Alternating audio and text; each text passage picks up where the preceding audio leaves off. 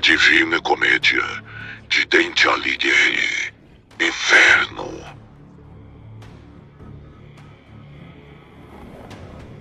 Canto 12. Minotauro. Centauros. Círculo 7 da violência. Rio de sangue. Descemos por uma rampa formada por um enorme deslizamento de pedras, causado provavelmente por um terremoto ou pela contínua erosão. O barranco derrubado esculpia vários caminhos íngremes e irregulares da beira do precipício até embaixo, permitindo a descida com dificuldade. Quando descíamos por esse caminho tortuoso, encontramos, na beira do barranco destruído, um Minotauro de Creta. O touro ficou tão enfurecido quando nos viu que mordeu suas próprias mãos de raiva. Mas Virgílio logo o afastou, gritando: Pensas talvez que estás vendo o Duque de Atenas e que no mundo te trouxe a morte? Vai embora, besta, que este só vem aqui para conhecer vossas penas. Tentando escapar, assustado com aquela voz revestida de autoridade, o Minotauro começou a bufar e espernear, escoiciando como se tivesse sido ferido. O mestre, alerta, gritou: Vamos andando. Rápido, vamos aproveitar para escapar enquanto ele se consome em sua fúria. Seguimos então pelas pedras, que eu frequentemente sentia balançarem sob os meus pés. Eu pensava sobre as ruínas quando o mestre falou: Imagino que pensas sobre estas ruínas guardadas por aquela fera semi-humana. Quero que saibas que, quando aqui estive da última vez, esta avalanche ainda não havia acontecido. Se eu bem lembro, ela ocorreu pouco antes da descida daquele que veio ao inferno para levar os justos para o céu. Na ocasião, todo este abismo tremeu. Não só aqui houve destruição, mas também em outras partes. Mas olha lá para baixo que em breve avistarás o rio de sangue fervendo as almas dos violentos contra seus semelhantes. De lá do alto vi uma larga fossa, curva como um arco, assim como o mestre me descrevera, que se estendia por todo o plano abaixo. Na base do penhasco apareceu uma ala de centauros, armados com flechas.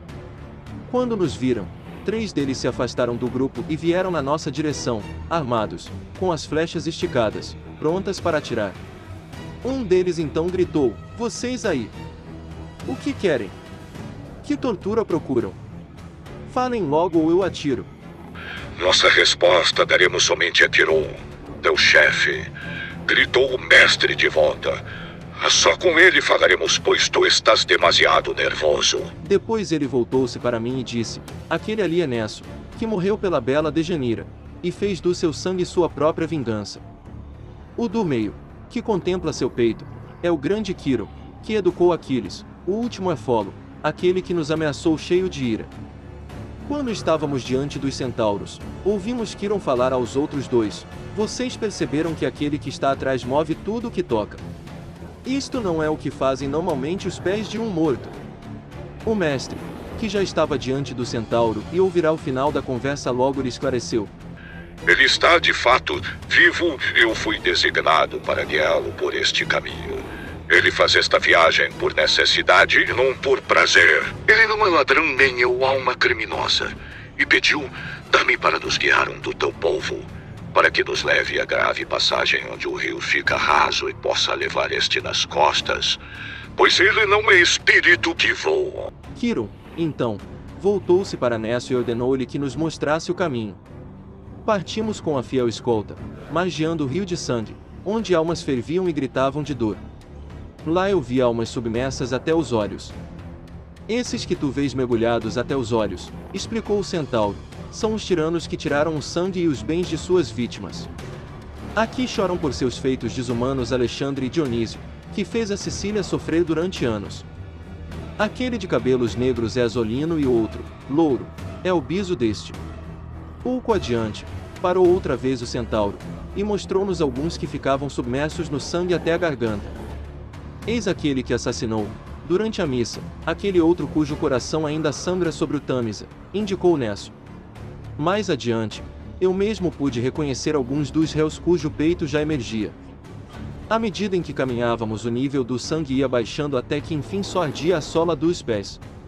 Lá finalmente encontramos um trecho raso por onde podíamos atravessar.